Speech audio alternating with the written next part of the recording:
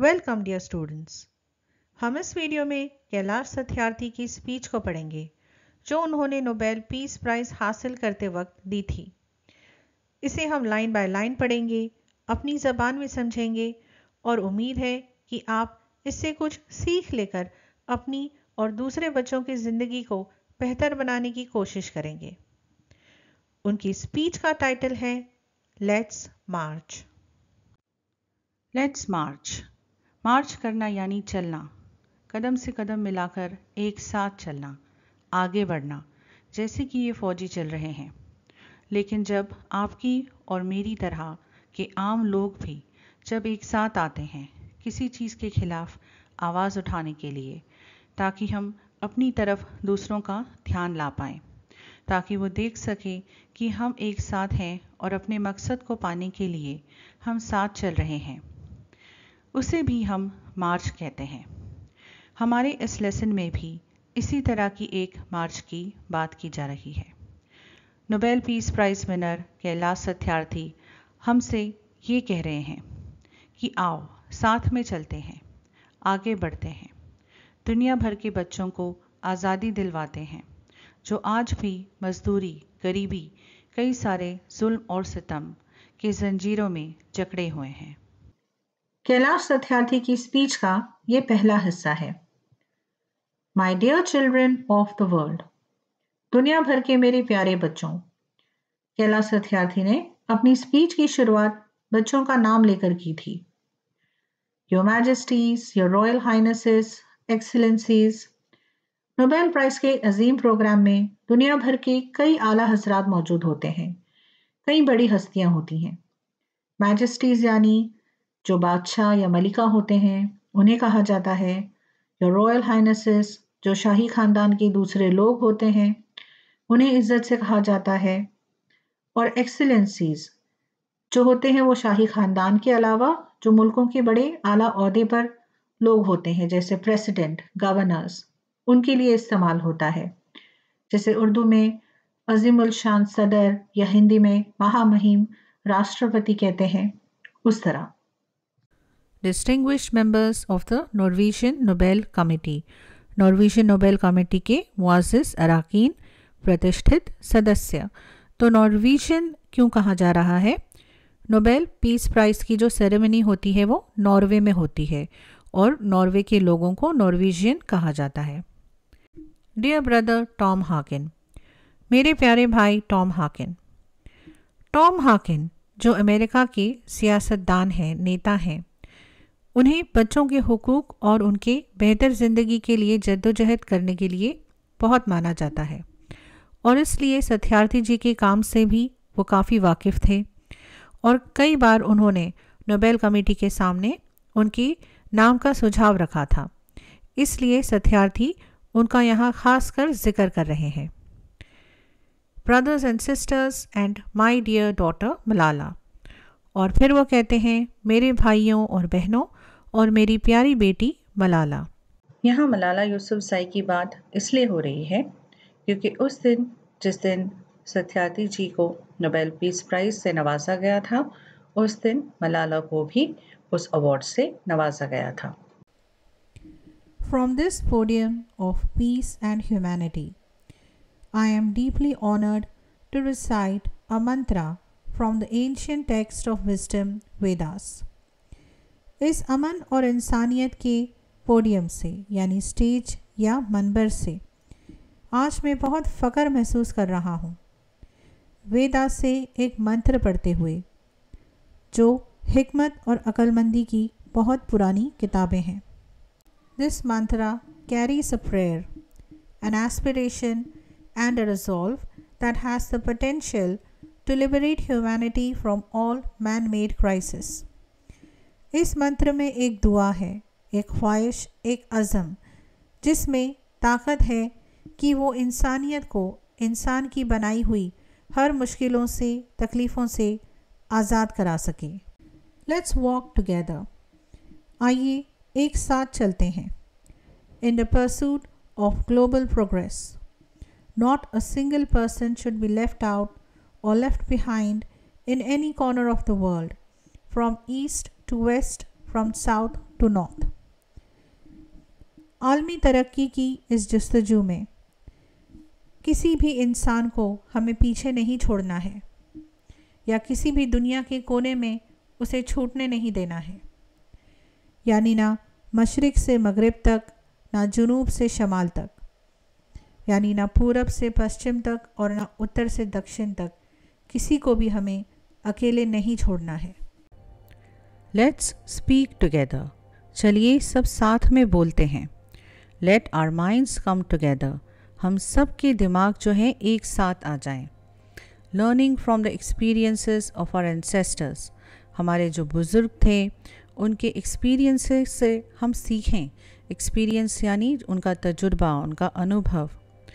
Let us together create knowledge for all that benefits all, तो चलिए आइए हम एक साथ मिलजुल कर एक ऐसे नॉलेज को क्रिएट करते हैं, यानी ऐसे इल्म को, ऐसे ज्ञान को क्रिएट करते हैं, बनाते हैं जिससे सबका भला हो। आई बाउ टू माई लेट पेरेंट्स, मैं जो मेरे लेट पेरेंट्स हैं, लेट से यहाँ मतलब है बच्चों जो उनके जो वालिद हैं, जो वालिदैन हैं जो गुज़र चुके हैं, तो इंग्लिश में जो है लेट पेरेंट्स या लेट, अगर हम किसी को कहना चाहते हैं कि वो गुज़र चुके हैं तो हम लेट वर्ड का इस्तेमाल करते हैं। तो आई बाउ टू माई लेट पेरेंट्स, मेरे जो माँ बाप गुज़र चुके हैं मैं उनके आगे अपना सर झुकाता हूँ। To my motherland India, मेरा जो मुल्क है उसके आगे सर झुकाता हूँ। And to the mother earth, और जो हमारी धरती है, जो हमारा अर्थ है, उसके आगे भी मैं अपना सर झुकाता हूँ। With a warm heart I recall how thousands of times I have been liberated. Each time I have freed a child from slavery. अब ये कह रहे हैं कि एक बहुत ही वार्म हार्ट से यानी कि उनके दिल में एक हल्की सी खुशी आती है। मैं उस चीज़ को याद करता हूँ। किस चीज़ को याद करता हूँ? जब thousands of times I have been liberated, जब 1000 बार मैं आज़ाद महसूस करता था। और कैसे आज़ाद महसूस करते थे? Each time I have freed a child from slavery, जब भी मैं एक बच्चे को ग़ुलामी से आज़ाद करता था तो मुझे भी ऐसे एहसास होता था कि मैं भी आज़ाद हो रहा हूँ। In the first smile of freedom of their beautiful faces I see the God smiling, तो जब भी सत्यार्थी ऐसे बच्चों को जिन्हें ज़बरदस्ती काम कराया जाता है, पकड़ कर रखा जाता है, उन बच्चों को जब सत्यार्थी फ्री करते थे, उन्हें उस चीज़ से छुटकारा दिलाते थे, आज़ाद करवाते थे, तब जो उनकी स्माइल होती थी, जो उनकी मुस्कुराहट होती थी, जो पहली बार वो मुस्कुराते थे, उनके जो खूबसूरत चेहरे हैं उन पर जो वो मुस्कुराहट वो देखते थे, तो उन्हें ऐसा महसूस होता था जैसे खुदा मुस्कुरा रहे हैं। I give the biggest credit of this honor to my movements Kalu Kumar, Dhoom Das and Adarsh Kumar from India and Iqbal Masih from Pakistan, who made the supreme sacrifice for protecting the freedom and dignity of children. मैं इस इज़्ज़त का, इस सम्मान का सबसे बड़ा एतराफ़, श्रेय मेरे मुहिम के कालू कुमार, धूम दास और आदर्श कुमार जो इंडिया से थे और इकबाल मसीह जो पाकिस्तान से थे उनको देता हूँ, जिन्होंने बच्चों की आज़ादी और खुददारी की खातिर बहुत बड़ी कुर्बानी दी है। आइए बच्चों, आपको मैं इस बारे में कुछ ज़्यादा जानकारी देती हूँ। कैलाश सत्यार्थी का जो मूवमेंट है, जो मुहिम है, उसका नाम है बचपन बचाओ आंदोलन, जो उन्होंने साल 1980 में शुरू किया था। तब से उनके साथ बहुत सारे लोग जुड़े हैं जो उन्हीं की तरह बेहद जी जान से बच्चों को गुलामी से आज़ाद कराना चाहते हैं।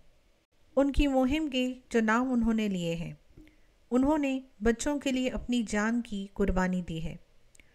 धूम दास और आदर्श कुमार, इन्हें स्टोन क्वारी माफिया यानी पत्थर की खान चलाने वाले माफिया ने बेरहमी से कत्ल कर दिया था, क्योंकि वो इन खानों में काम करने वाले बच्चों को आज़ाद कराना चाहते थे। इसी तरह पाकिस्तान के इकबाल मसीह को भी कारपेट माफिया ने मार दिया था।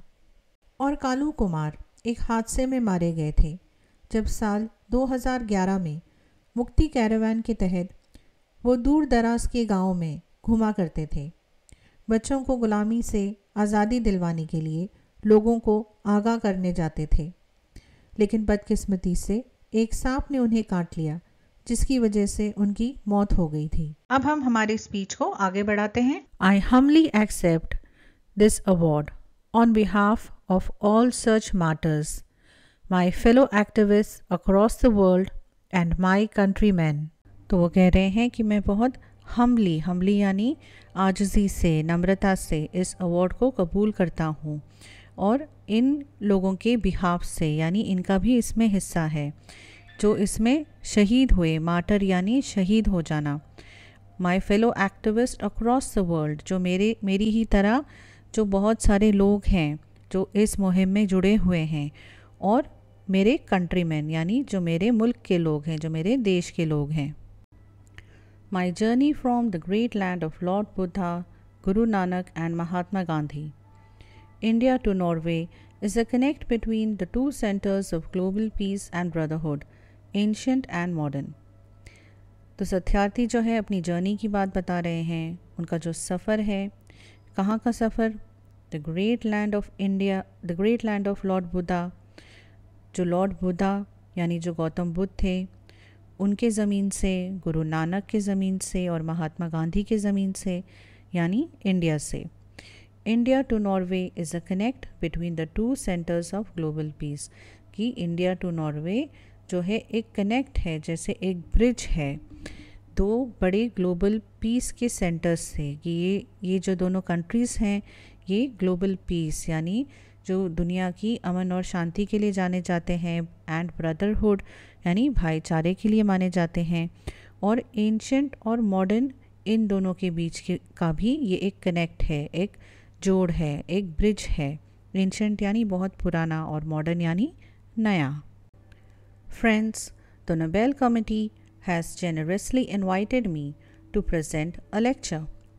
दोस्तों, नोबेल कमेटी ने मुझे बड़ी ही दरिया दिली से, बड़ा दिल करके मुझे यहाँ पर एक लेक्चर देने के लिए, प्रेजेंट करने के लिए बुलाया है, इनवाइट किया है, दावत दी है। Respectfully I am unable to do that. मैं बड़े ही इज़्ज़त से ये कह रहा हूँ, रिस्पेक्ट से कह रहा हूँ कि मैं ये नहीं कर पाऊँगा, because I am representing here the sound of silence. क्योंकि यहाँ मैं किस चीज़ को रिप्रेजेंट कर रहा हूँ, किस चीज़ की उम्मीदवारी कर रहा हूँ? द साउंड ऑफ साइलेंस यानी खामोशी की आवाज़, द क्राई ऑफ इनोसेंस जो मासूमियत है उसके रोने की आवाज़, and the face of invisibility और जो लोग हैं जिनके चेहरे इस दुनिया में किसी को नज़र नहीं आते हैं, उनकी आवाज़। I represent millions of those children who are left behind, and that's why I have kept an empty chair here as a reminder. और यहाँ मैं उन लोगों की उम्मीदवारी कर रहा हूँ, उन लोगों की तरफ से यहाँ पर स्पीच दे रहा हूँ, वो बच्चे जो पीछे छूट गए हैं। और इसलिए यहाँ पर मैंने एक एम्प्टी चेयर रखी है, एक खाली कुर्सी रखी है एज अ रिमाइंडर, जो मुझे ये याद दिलाए कि वो जो बच्चे हैं वो कितने पीछे छूट चुके हैं, और हमें उनकी याद करनी चाहिए, उनके बारे में हमें सोचना चाहिए। तो ये ऐसा इसलिए कह रहे हैं कि मैं ऐसा नहीं कर पाऊँगा, इसका मतलब बस ये है कि वो ये कह रहे हैं कि ये जो स्पीच है ये मेरी स्पीच नहीं है, ये मेरी आवाज़ नहीं है, ये उन बच्चों की आवाज़ है जिनके लिए सत्यार्थी काम करते हैं, उन बच्चों की आवाज़ है जो अभी भी मदद के लिए रो रहे हैं, चिल्ला रहे हैं।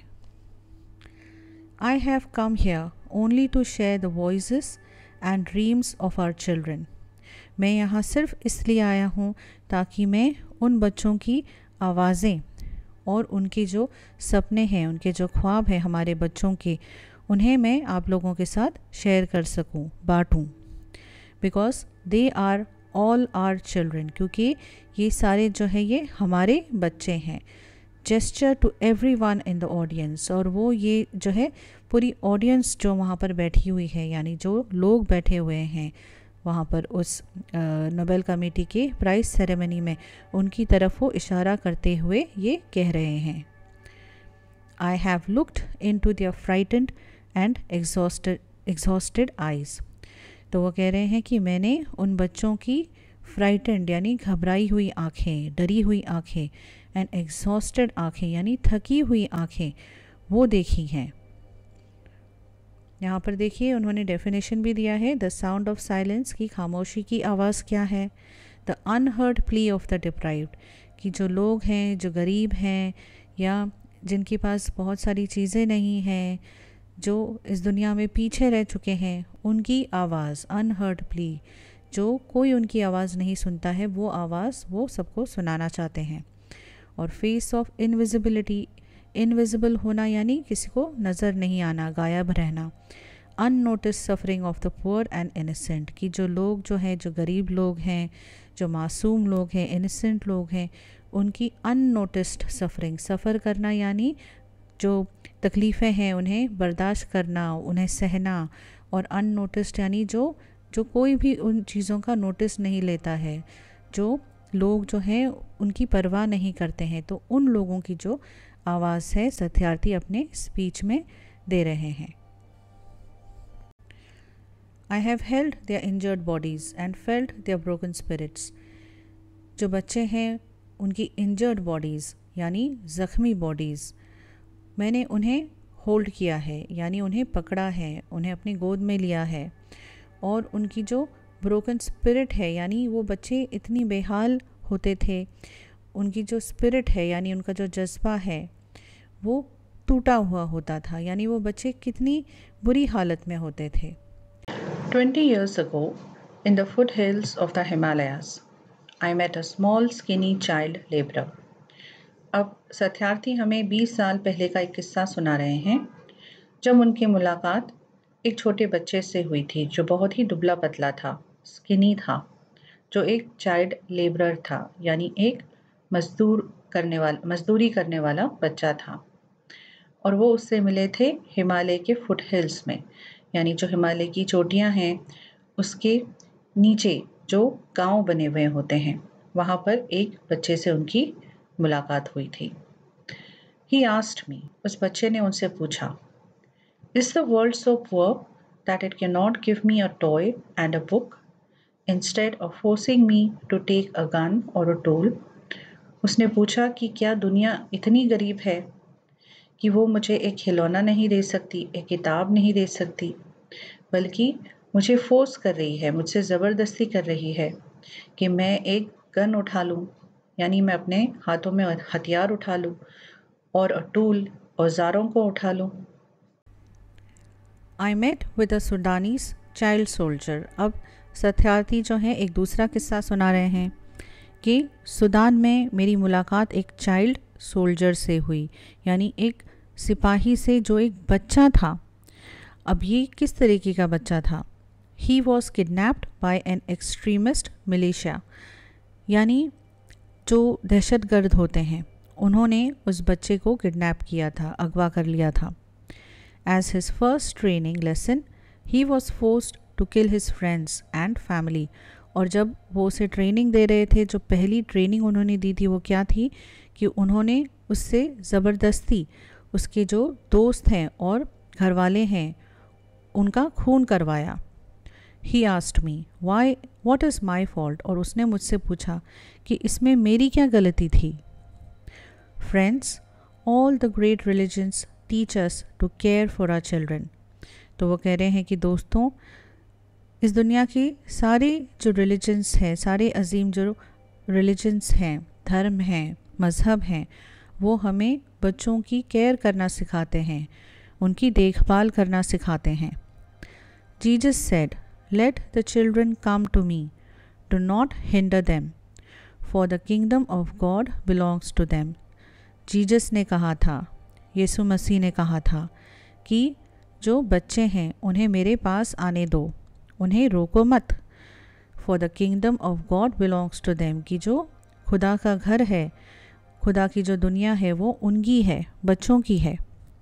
The Holi Quran says, kill not your children because of poverty. और कुरान में लिखा है, होली कुरान में लिखा है कि अपने बच्चों को इसलिए ना मार देना कि तुम गरीब हो। Friends, there is no greater violence than to deny the dreams of our children.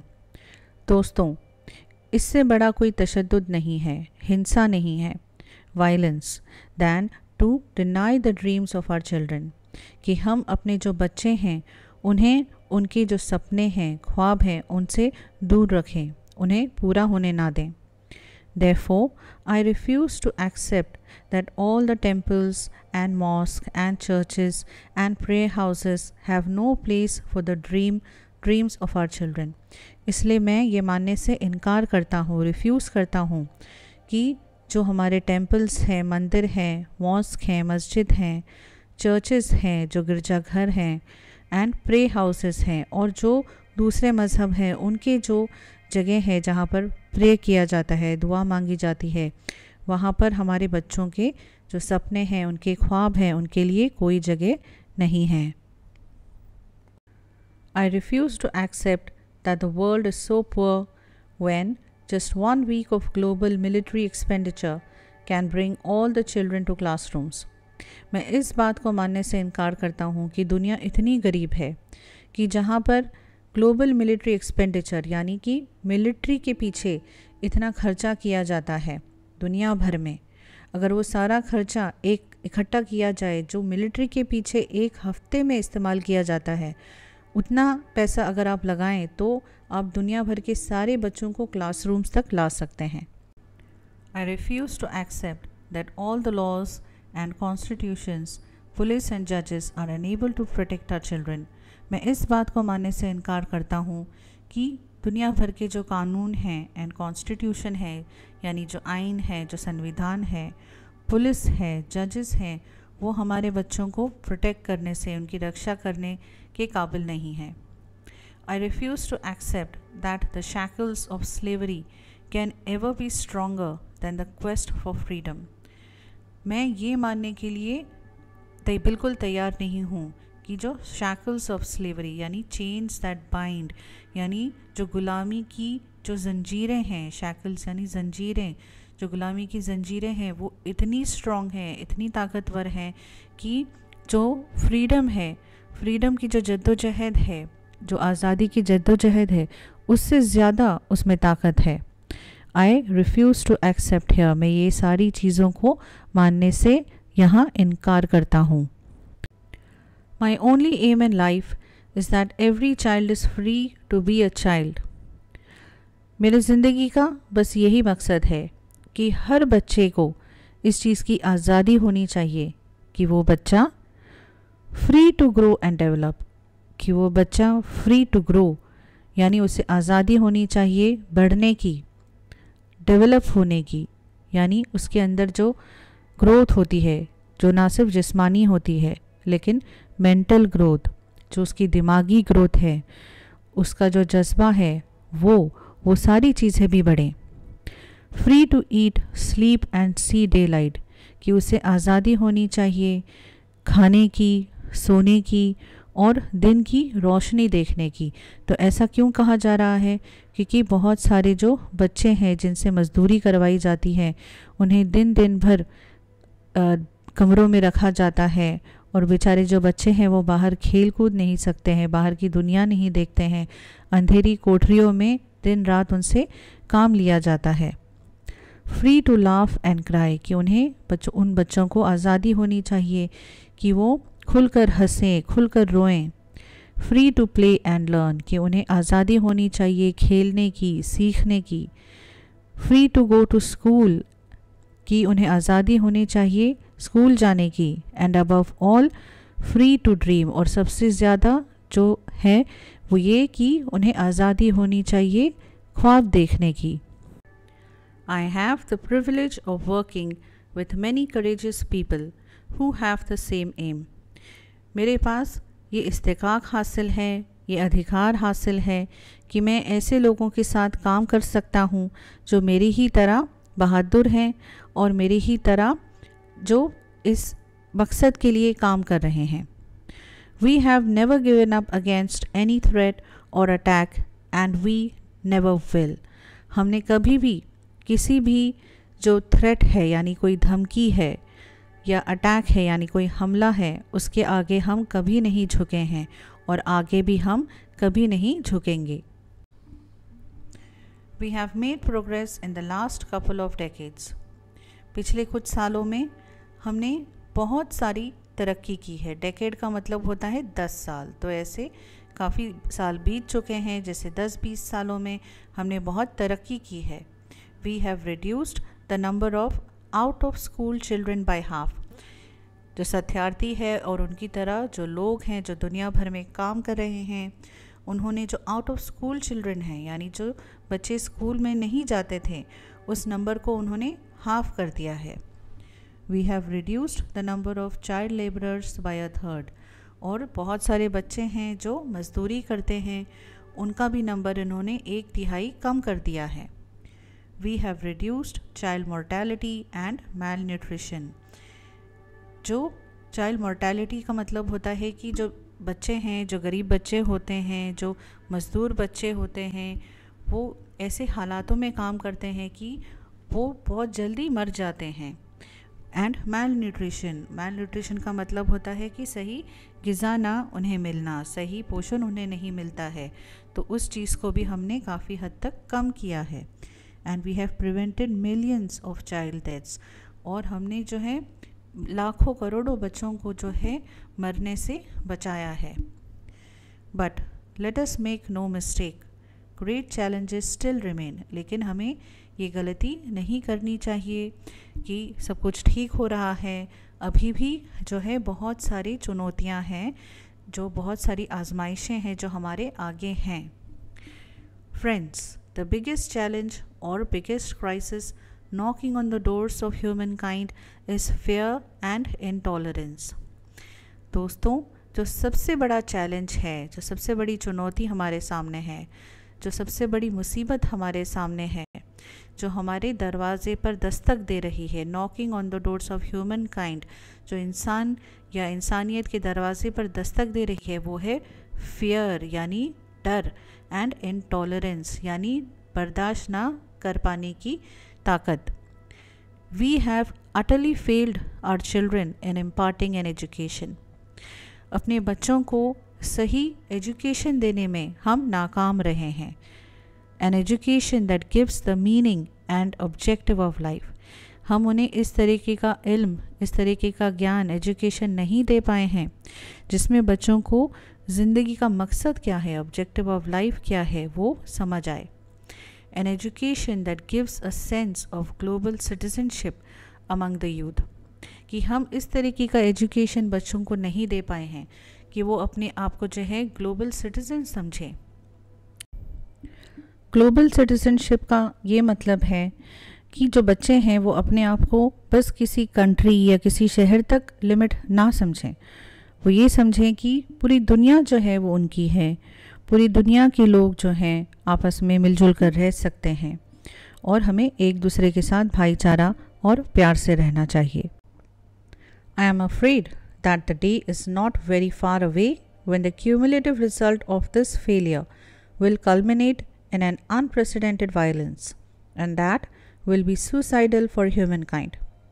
Satyarthi कहते हैं कि मुझे इस बात का डर है कि वो दिन दूर नहीं जब ये जो हमारी नाकामियां हैं, ये जो हमारी चीज़ है कि हमने जो हमारे बच्चे हैं उन्हें सही तालीम नहीं दी है, सही ज्ञान नहीं दिया है, तो ये जो चीज़ें हैं ये जमा होती जाएंगी। क्यूमुलेटिव होना यानी जमा होना, और ये क्या होगा कि ये नाकामी में बदल जाएगा, फेलियर हो जाएगा, और it will culminate in an unprecedented violence. और ये एक सिचुएशन पैदा हो जाएगी, ऐसे हालात हो जाएंगे कि वायलेंस होगा, यानी लोग एक दूसरे को मारना शुरू कर देंगे और बगैर किसी प्रोवोकेशन के, यानी कोई वजह नहीं चाहिए होगी लोगों को एक दूसरे को हानि पहुंचाने के लिए, नुकसान पहुंचाने के लिए, क्योंकि माहौल इतना ख़राब हो चुका होगा, लोगों के दिलों में इतनी नफ़रत भर चुकी होगी। And that will be suicidal for human kind. और ऐसे हालात जो पैदा होना जो है ये इंसान के लिए, इंसानियत के लिए जो है खुदकुशी की तरह है, क्योंकि अगर हम बच्चों को सिर्फ ये सिखाते हैं कि तुम्हें बस अपनी ही चीज़ों से प्यार करना चाहिए, अपने ही लोगों से प्यार करना चाहिए, और हम दूसरों की तरफ इज़्ज़त नहीं सिखाते हैं, दूसरों के साथ रहना नहीं सिखाते हैं, तो इससे यही होगा कि जो बच्चे हैं वो आगे चलकर जो है एक दूसरे से नफ़रत करेंगे और ये सोचेंगे कि वायलेंस करना, दूसरों की तरफ, उनकी तरफ उन्हें नुकसान पहुंचाना ये सही चीज़ है। लेकिन आखिर में क्या होता है कि हर जो इंसान होता है वो अपना ही नुकसान करता है, क्योंकि हम जो हैं हम ग्लोबल सिटीजन्स हैं, ये दुनिया हमारी है, कोई एक हिस्सा हमारा है ऐसा नहीं है। अगर हम किसी और को नुकसान पहुंचाते हैं तो वो हमें भी किसी न किसी दिन उसका खामियाजा भुगतना पड़ता है। Rights, security, hope can only be restored through education. Rights यानी हमारे हक, सिक्योरिटी यानी जो हमारी सुरक्षा है, हमारा ज़मीन है, होप यानी हमारी उम्मीद, ये सिर्फ तालीम के थ्रू ही रिस्टोर किए जा सकते हैं। रिस्टोर करना यानी उसे अपनी जगह पर वापस ले आना। Young people like Malala, I have started calling her my daughter Malala, not just Malala.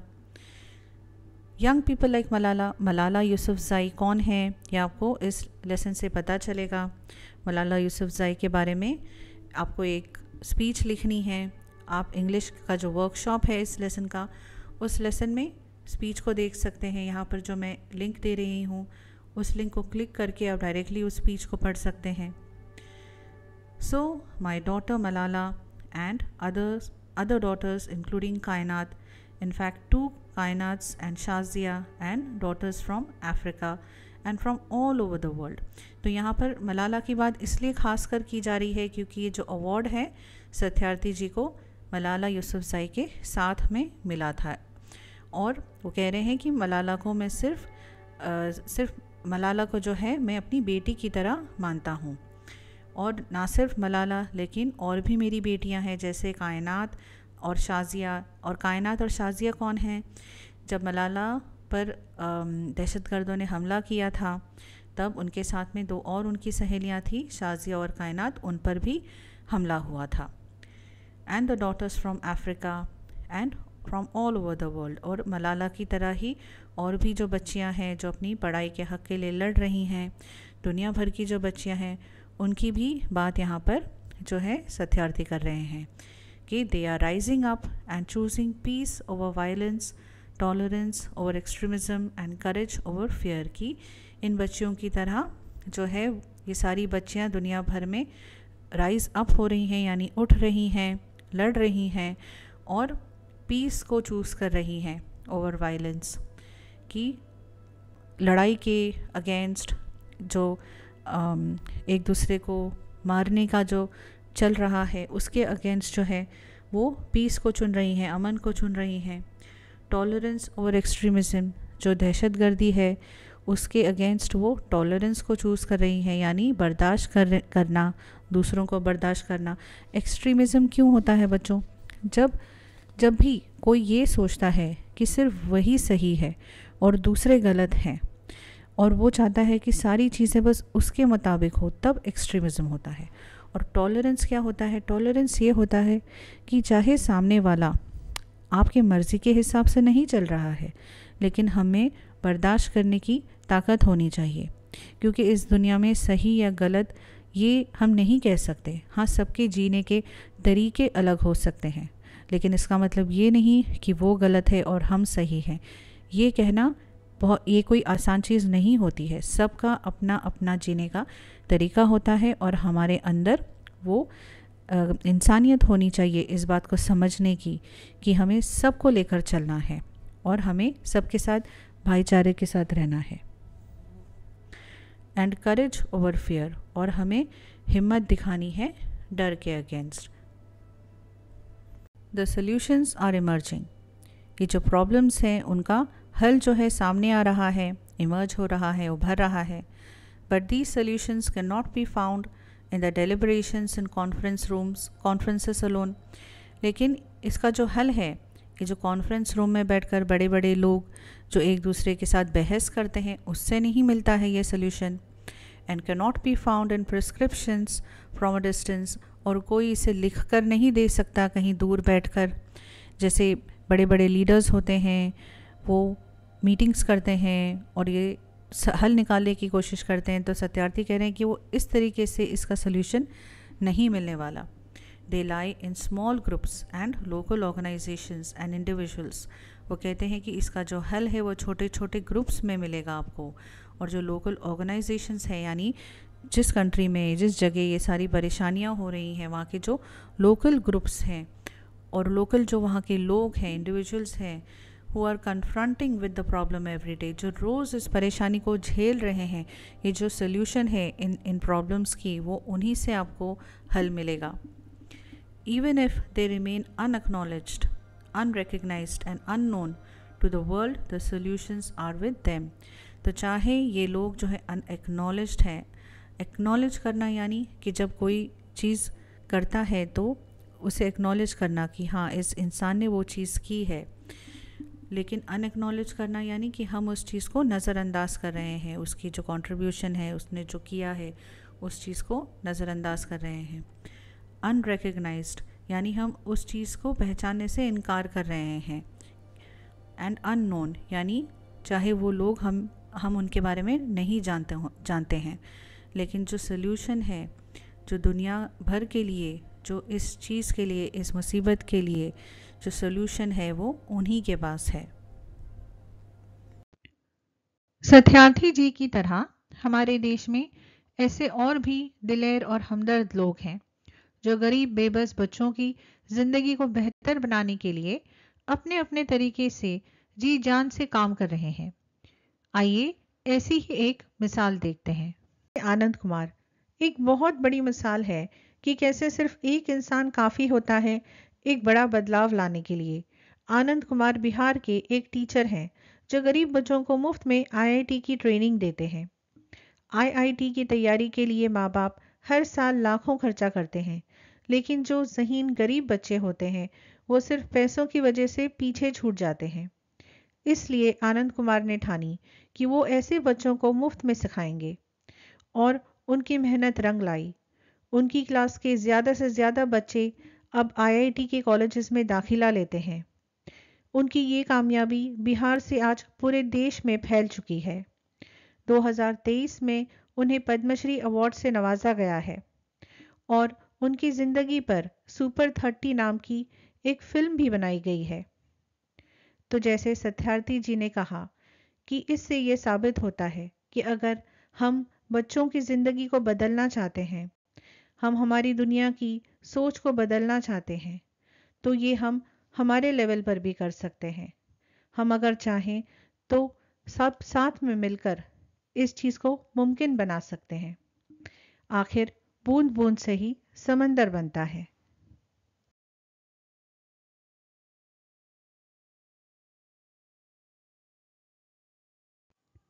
Thank you for watching this video. मुझे उम्मीद है कि आपको इस वीडियो से कुछ मदद मिली होगी। अगर आपको वीडियो पसंद आया है तो प्लीज़ इसे लाइक करिए, अपने फ्रेंड्स के साथ इसे शेयर करिए और हमारे चैनल को सब्सक्राइब कीजिए।